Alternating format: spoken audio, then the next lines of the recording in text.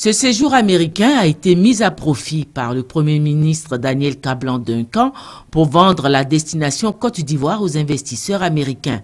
Mercredi, en début de soirée, le Premier ministre était l'invité d'un dîner organisé par la communauté des hommes d'affaires et la Chambre de commerce des États-Unis.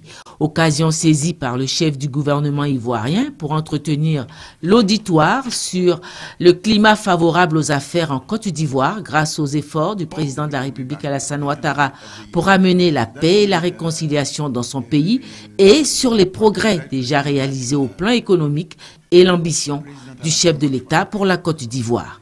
Un exposé suivi avec intérêt par les hommes d'affaires américains.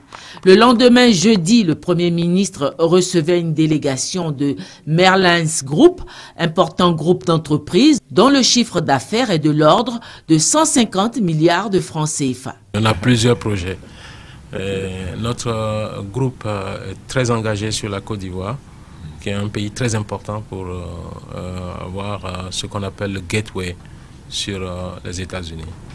Donc la Côte d'Ivoire nous intéresse dans plusieurs domaines, dans le domaine de l'hospitality, hôtellerie, le tourisme.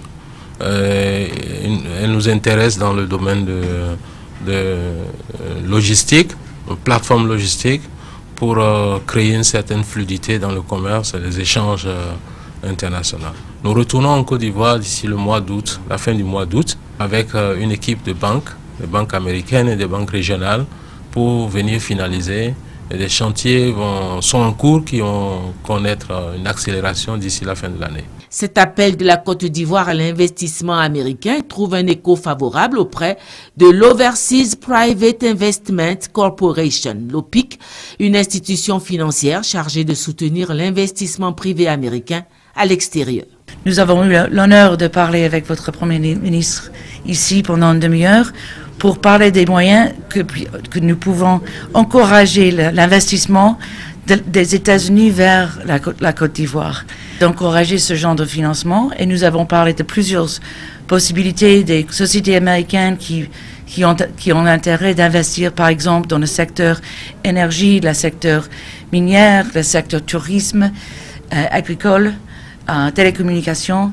Donc, tout ce genre de secteurs sont très intéressants pour les investisseurs américains. Et nous sommes là pour leur fournir le financement et l'assurance pour faire en sorte à ce que ces investissements arrivent.